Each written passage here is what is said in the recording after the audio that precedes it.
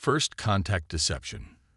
The Zarnaxian Deep Space Sensor Array had been monitoring Sector 7249 for over 3 centuries without detecting anything of note. That changed on what would have been an otherwise unremarkable day when Chief Observer Nixis noticed an anomaly in the quantum fluctuation patterns from a seemingly insignificant spiral galaxy. "Director Venn, you need to see this," Nixis called out, their crystalline appendages trembling with excitement. The towering figure of Director Venn materialized beside the monitoring station, their iridescent membrane shifting colors in response to their curiosity. "What have you found, Observer?" "These patterns, they're unlike anything in our database. At first glance, they appear to be natural quantum variations, but there's a regularity to them that suggests artificial manipulation." Director Venn's membrane darkened to a deep purple of concentration as they studied the readings. The patterns emanated from a small blue-green planet in an unremarkable solar system. What made them extraordinary was their subtlety. They were so perfectly imperfect that they almost appeared natural. "Dispatch a stealth probe," Venn ordered. "Maximum containment protocols." Within hours, the probe entered the system, its advanced cloaking technology making it virtually undetectable to any known civilization. As it approached the third planet, its sensors began collecting data that would puzzle the Zarnaxian Science Council for weeks to come. The planet's inhabitants, humans, appeared to be in the early stages of space exploration. Their satellites were primitive, their propulsion systems relied on chemical rockets, and their communication systems used basic radio waves. Yet something about their deployment patterns nagged at Venn's analytical mind. "Run a probability analysis on their satellite configuration," Venn commanded the probe's eye. The results were startling. The seemingly random arrangement of Earth's satellites created a perfect three-dimensional grid of coverage, with precisely calculated gaps that appeared to be limitations but served as invisible corridors. It was like looking at a masterpiece painted to appear like a child's drawing. "Curious," Venn muttered, their membrane rippling with shades of uncertainty. "Very curious indeed." The Zarnaxian Council convened an emergency session to discuss the findings. The chamber's crystalline walls pulsed with the combined neural emissions of the 12 most senior members of their species. "The evidence suggests a Level 2 civilization," announced Council Member Zix, projecting images of Earth's visible technology. "Their energy production relies primarily." "Initiate Protocol Omega," Chen ordered. "Let's give our visitors the show they're expecting." Across Earth's surface, quantum computers disguised as primitive supercomputers began their carefully choreographed dance. Military installations masked as research facilities shifted their energy signatures to appear less advanced. The planetary defense grid, hidden in plain sight as a network of weather and communication satellites, maintained its perfect charade of technological adolescence. In high orbit, Commander Jack Harper stood at the window of the International Space Station, which appeared to passing aliens as a crude assembly of metal modules. In reality, the station's quantum core could have powered a small city, and its defensive capabilities could have neutralized a small fleet. "Beautiful, isn't it?" Harper mused to his XO, watching the alien ships approach. "They have no idea they're floating in the middle of the most sophisticated sensor web ever created."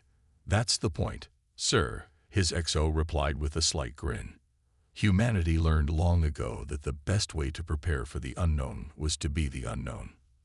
As the Crystal Ascendant settled into its planned position, its crew remained unaware that they were already inside a web of human technology so advanced it appeared primitive.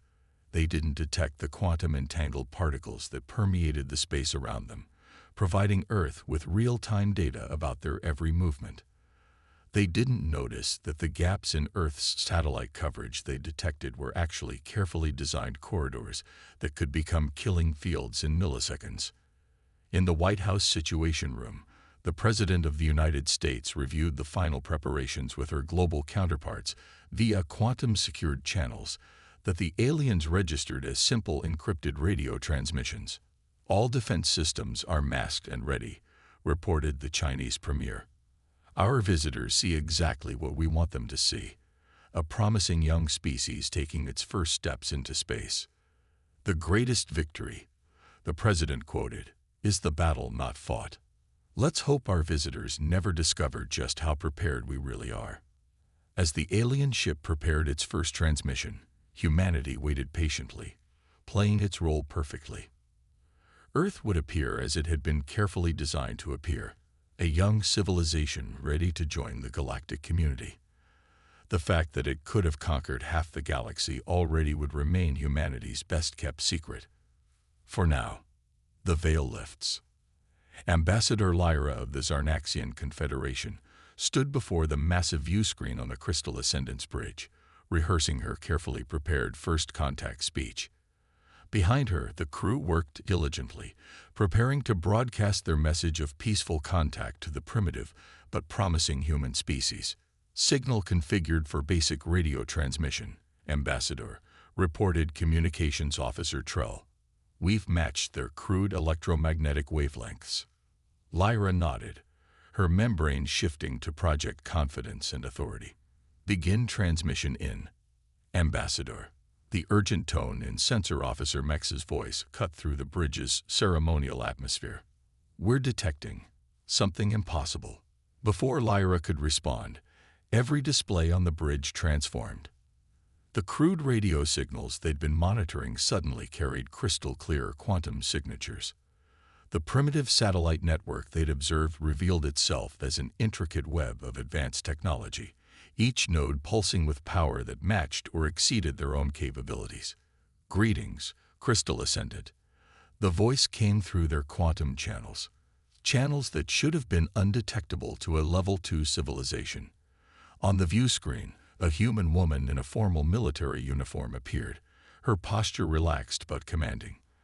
"I am Admiral Helena Rodriguez of the United Earth Defense Force. We've been expecting you." Lyra's membrane flickered with shock as she processed the perfect Zarnaxian translation and the casual use of their ship's name. "We." "Perhaps," Admiral Rodriguez suggested with a slight smile, "we should skip the part where you offer to guide our species into the galactic community. We've prepared more appropriate facilities for our first official meeting." The view screen split, showing an orbital installation that simply hadn't been there moments before. Its design incorporated principles of quantum architecture that the Confederation's best engineers were still theorizing about. Sleek ships of unmistakably human origin patrolled its perimeter, their drives operating on principles Lyra couldn't begin to comprehend. "That's not possible," whispered Trell. "Our scans showed nothing like this." "Of course they didn't," Rodriguez replied, having somehow heard the quiet comment. "We've spent generations preparing for this moment, ensuring we could choose the circumstances of humanity's introduction to the wider galaxy. Your scans showed exactly what we wanted them to show." In the White House Situation Room, Admiral Rodriguez muted the transmission temporarily and turned to face the assembled world leaders. "Phase 2 is proceeding as planned. Their neural patterns indicate exactly the level of shock we were aiming for." The president nodded, studying the real-time quantum analysis of the alien vessel's reactions. "Are they still trying to probe our defenses?" "Yes, Madam President. Their attempts are." Rodriguez allowed herself a small grin, charmingly primitive compared to what they were expecting from us. "Their quantum analysis systems are at least 3 generations behind ours. Keep them focused on the orbital station," the Chinese premier suggested. "Let's not reveal our planetary shield capabilities unless necessary." Rodriguez unmuted the transmission, returning her attention to the increasingly flustered Ambassador Lyra. "We've prepared a shuttle bay for your diplomatic party, unless you prefer to use your own quantum translocation technology. Though I should warn you, our security systems are calibrated to respond poorly to unannounced molecular reorganization." In the Crystal Ascendant's Secure Command Center, Director Venn watched the exchange with a mixture of horror and fascination. Their earlier suspicions had been correct, but even they hadn't imagined the true extent of human technological advancement. "Analysis of their orbital station," reported a science officer, their crystalline form trembling slightly. "The quantum field manipulations we're detecting. Director, they're not just matching our technology, they're exceeding it. The power readings suggest capabilities we thought were theoretically impossible. Ven's membrane darkened with concern. And these are just the capabilities they're choosing to show us. On the station that humans called Prometheus 1, Commander Sarah Chen supervised the final preparations for receiving the alien delegation. The station's quantum core hummed with barely restrained power, its capabilities carefully modulated to demonstrate human advancement while still concealing their true extent. "Security grid is active," reported Lieutenant Wang. "Quantum entanglement chambers are ready for our guests." Chen nodded, watching as the alien shuttle approached. The shuttle bay they were heading for was actually an elaborate scanning chamber, designed to analyze every aspect of their visitors' technology while appearing to be a simple docking facility. "Remember, we want them impressed, not terrified. Maintain power levels at 30% of capacity." The alien shuttle entered the bay with careful precision, its sensors undoubtedly working overtime to analyze their surroundings. They would find exactly what humanity wanted them to find: evidence of an advanced civilization that had somehow hidden in plain sight, but nothing that would reveal humanity's true capabilities. As Ambassador Lyra and her delegation prepared to disembark, they were unaware that their every movement, thought, and electronic signal was being monitored by systems so advanced they appeared as background quantum noise to their sensors.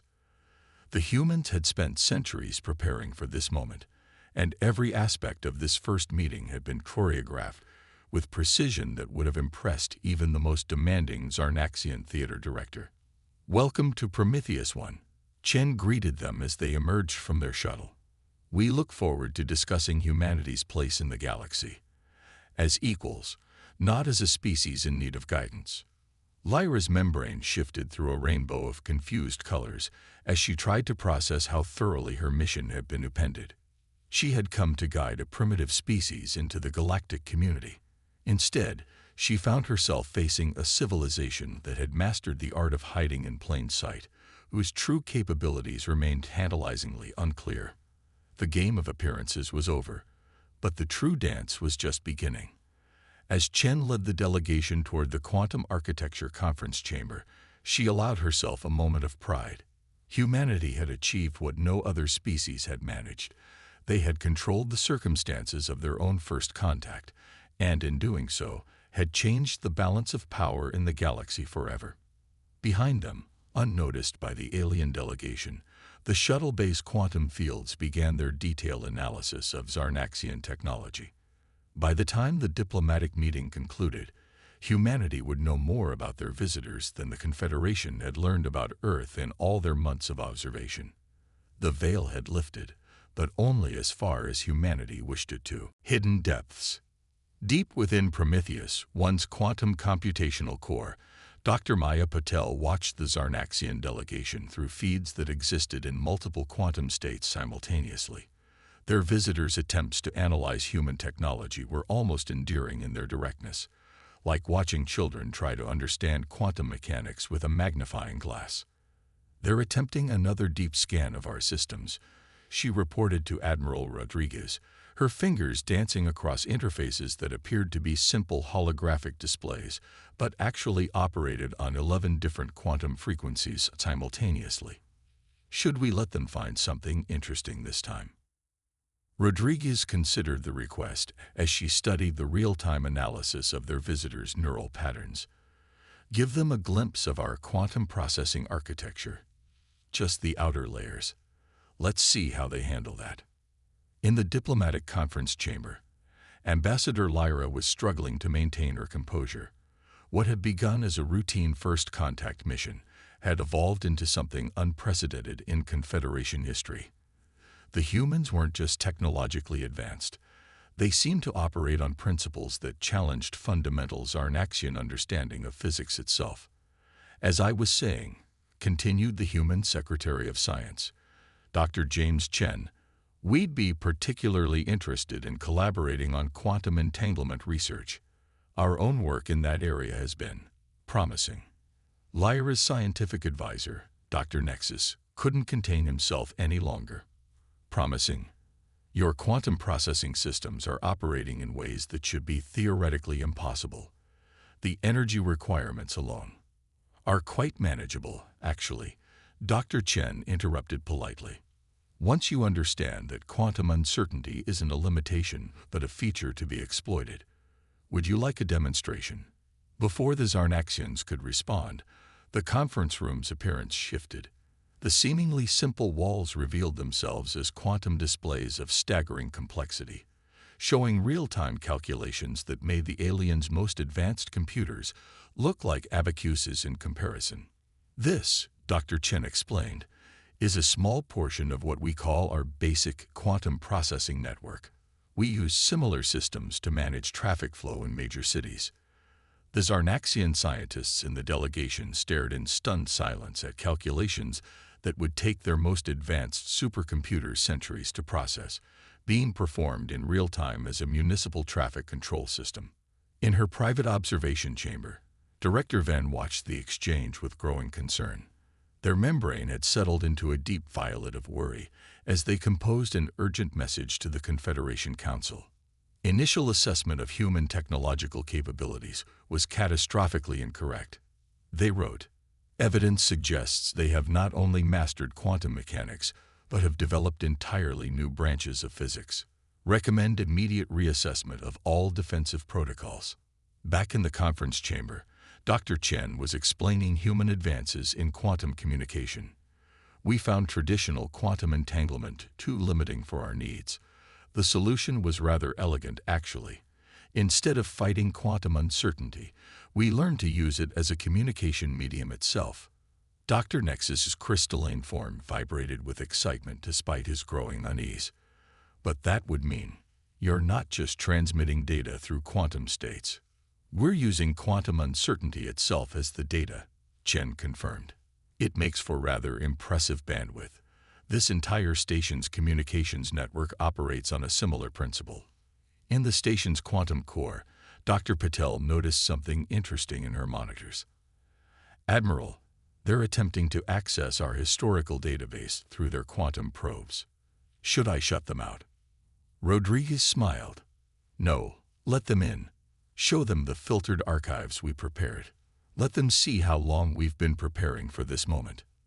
The Zarnaxian science team aboard the Crystal Ascendant suddenly found themselves with access to what appeared to be human historical records. What they discovered sent waves of shock through their neural networks. "Director," one scientist reported to Ven, "these records, they indicate humans have understood quantum mechanics for over a century. They'd been deliberately developing their technology in ways that appeared primitive to outside observation, while actually advancing far beyond our current capabilities." Ven's membrane pulsed with colors of disbelief. How did they know to hide their advancement? They couldn't have known about the Confederation. That's just it, Director. According to these records, they didn't. They developed this deceptive technological approach purely as a precaution against any potential first contact scenario. They've been preparing for this moment since they first conceived of the possibility of alien life. In the White House Situation Room, the President reviewed the real-time analysis of the Zarnaxians' reactions to each new revelation. "They're handling this better than expected," she noted. "They're adaptable," Rodriguez agreed. "But they still haven't grasped the full scope of what they're seeing. Even these revelations are carefully calculated to show them only what we want them to see." The Chinese premier's quantum projection nodded in agreement, and their attempts to probe our defensive capabilities. Still focused entirely on the station, Rodriguez reported. "They haven't even noticed that what they think is our planetary defense system is actually just a backup to the backup of the real system." In the conference chamber, Dr. Chen was leading the Zarnaxian delegation on what appeared to be a routine tour of the station's basic facilities. Each revelation was carefully choreographed to demonstrate human advancement while concealing their true capabilities. "And this," Chen said, gesturing to what looked like a simple research lab, "is where we conduct our preliminary quantum field studies. Nothing too advanced. Just basic research into multidimensional quantum state manipulation and uncertainty field projection." Dr. Nexus, who had been studying the seemingly simple equipment, suddenly froze. Wait, these readings. You're not just manipulating quantum states, you're creating them. You're generating artificial quantum fields from scratch. Oh yes, Chen replied casually, as if discussing the weather. We found it quite useful for our more complex computational needs. Though I should note, this is just our public research division. I'm afraid our more advanced facilities are classified. The implications of that casual statement sent shivers through the entire Zarnaxian delegation. If this was their basic research, what weren't they showing? As the tour continued, humanity's carefully constructed revelation of their capabilities continued to unfold exactly as planned. The galaxy was about to discover that humanity hadn't just prepared for first contact. They had spent generations ensuring they would enter the galactic stage on their own terms, revealing only what they chose when they chose. And they were still just getting started. The war that never was. War Commander Crix of the Hegemony Battle Fleet emerged from quantum space at the edge of the Sol system, their cybernetic implants gleaming with anticipation. Intelligence suggested that the Confederation had discovered a new species here, one that somehow possessed advanced quantum technology while maintaining a primitive facade. Status report, they commanded, their synthetic voice echoing across the bridge of the dreadnought Inevitable Conquest. 15 capital ships ready for combat. War Commander reported their second in command. Weapon systems charged. The Confederation vessel remains in orbit around the third planet, unaware of our presence. Crix allowed themselves a moment of satisfaction. The hegemony had long sought to challenge Confederation dominance, and this new species, these humans, could be the key. Either they would prove useful allies, or their technology would be acquired through force. Begin approach vector, Crix ordered. Maintain stealth protocols. War Commander. The sensor officer's panicked voice cut through the command deck.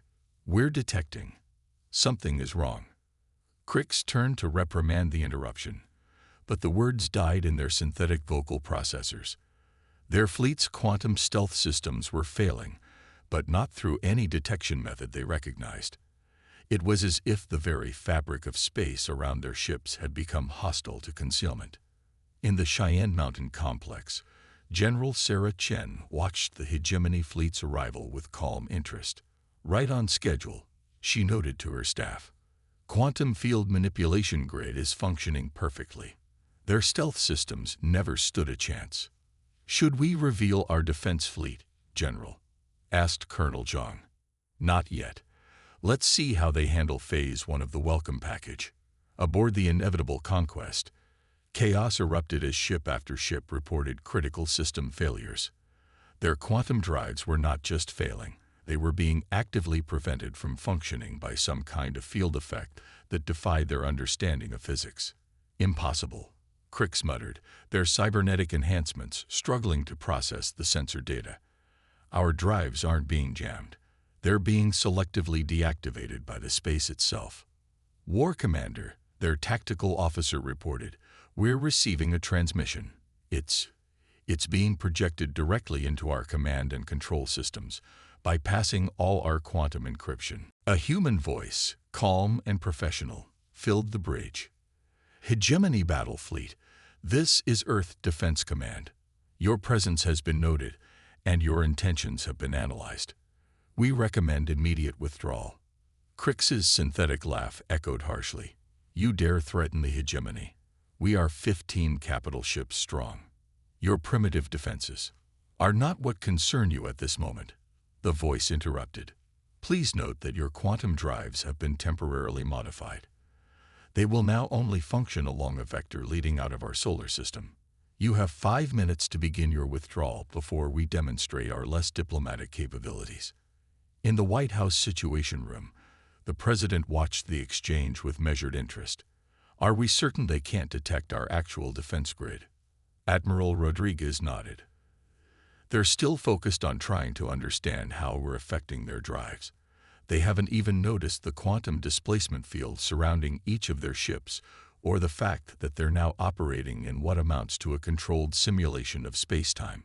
On the Inevitable Conquest, Crix was reaching a horrifying realization. Every system they accessed, every scan they attempted, revealed another layer of human technological superiority. Their fleet's most sophisticated scanning systems couldn't even detect the methods being used against them. War Commander, their science officer reported, analysis of the space around our ship shows, "Sir, we're not even certain we're in normal space anymore. The quantum signatures suggest we're operating in some kind of controlled environment created by human technology." "Impossible," Crix repeated, but with less conviction. "No species could possess such capabilities without letting you know about them." The human voice returned, tinged with amusement. "We find it's often advantageous when potential adversaries underestimate our capabilities. Now you have 3 minutes remaining. We should mention that your weapon systems, while apparently functional, are currently operating in what we call a sandboxed environment. Rather like a simulation, you might say." In Cheyenne Mountain, Chen watched the hegemony fleet's confusion with satisfaction. "They're still trying to breach the quantum containment field with their primary weapons. Should we show them what those weapons are actually doing, General? No need to traumatize them completely. Though it is amusing that they haven't realized their fearsome weapon discharges are being converted into rather spectacular light shows in a pocket dimension we created just for this purpose." The hegemony fleet's attempts to assert military dominance were being casually converted into a quantum physics lesson that their best scientists would spend years trying to understand. Finally, Crix reached the only possible conclusion. Their fleet, the pride of the hegemony military, had been effectively neutralized without a single shot being fired. Every system they thought they controlled was actually operating only within parameters allowed by human technology, so far beyond their own that it might as well have been magic. "Begin withdrawal," they ordered, their synthetic voice heavy with defeat. As the hegemony fleet retreated along their only permitted vector, humanity's true defensive capabilities remained largely unrevealed. The quantum displacement fields, the space-time manipulation grid, the pocket dimensions used to safely contain enemy weapons fire. These were just the diplomatic options, the equivalent of a gentle but firm hand steering an unruly child away from danger. In the aftermath, Director Venn of the Zarnaxian Confederation found themselves reviewing footage of the incident. They could have destroyed the entire fleet, they realized. Instead, they chose to demonstrate their superiority in a way that left the hegemony no choice but to retreat, while still concealing their actual military capabilities. The message was clear to both the Confederation and the hegemony. Humanity had not only mastered advanced technology, but had developed it in ways focused on preventing conflict rather than winning it. They had achieved the ultimate military victory, defeating an enemy without revealing how they had done it, while ensuring that the mere possibility of what they might be capable of would prevent future aggression.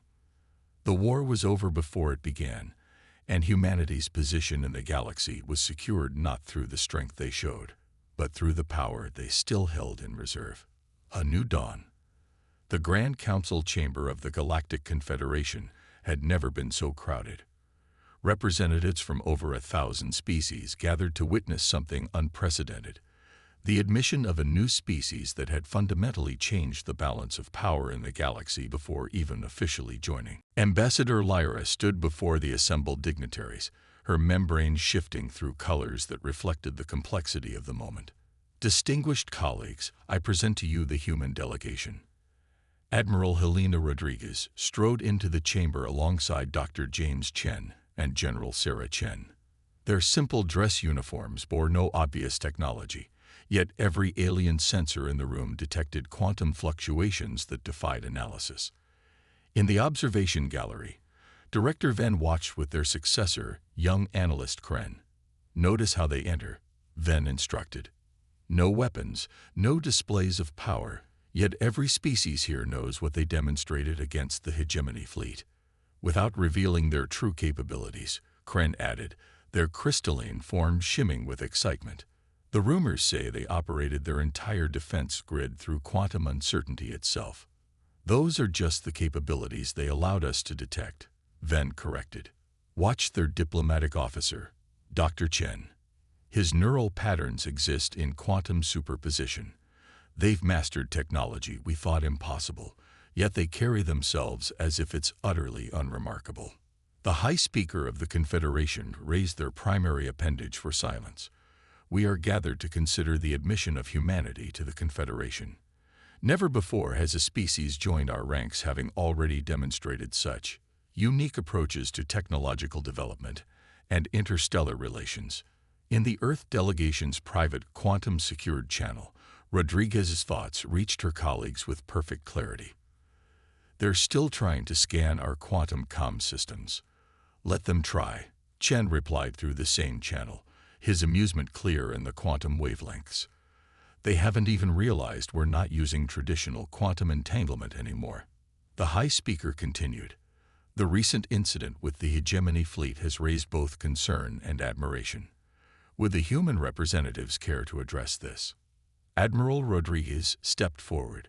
Honored Speaker, distinguished representatives, humanity has always believed that the best conflict is one that never occurs. Our technology, our strategies, even our approach to first contact, all were developed with one goal: to ensure peace through preparedness while minimizing the need for actual conflict. In the hegemony's sealed chambers, War Commander Crix watched the transmission with their top scientists. Analysis of the human defensive response, they demanded. Inconclusive, War Commander, their chief scientist admitted. We still cannot determine how they created localized quantum fields that selectively disabled our drives. The technology gap is significant. More significant than you know, Crix responded, their synthetic voice heavy with newfound wisdom. They showed us exactly what they wanted us to see, enough to prevent conflict without revealing their true capabilities.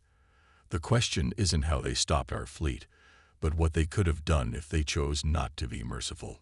Back in the council chamber, Dr. Chen was explaining humanity's perspective on technological development. We recognized early in our development that technology itself was not as important as how it was implemented. Our achievement was not in creating advanced quantum systems, but in learning to use quantum uncertainty itself as a tool. The alien representatives murmured in mixed awe and concern. A species that could turn the very fabric of space-time into a defensive weapon while maintaining the appearance of primitive technology was either a valuable ally or a terrifying potential enemy.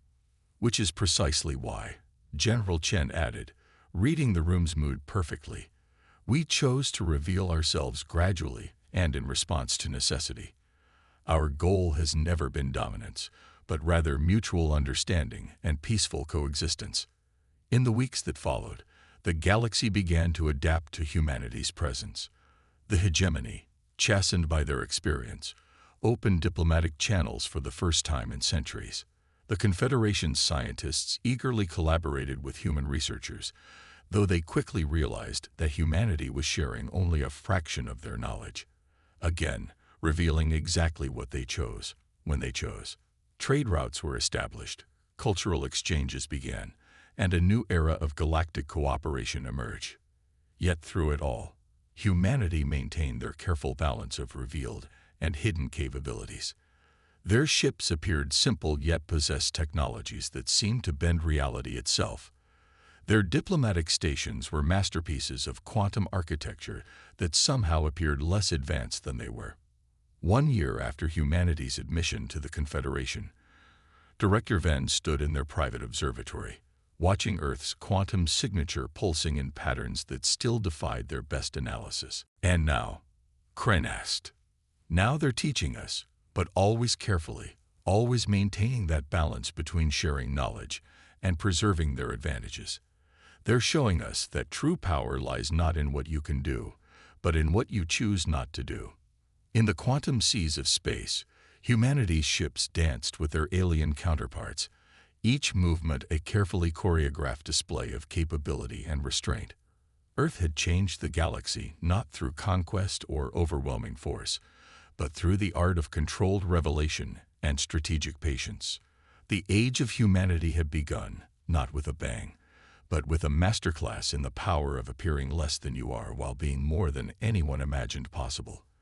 And somewhere in the quantum fields that humans had learned to manipulate like artists, the future of galactic civilization shifted toward a new dawn of cooperation, understanding, and carefully measured truth.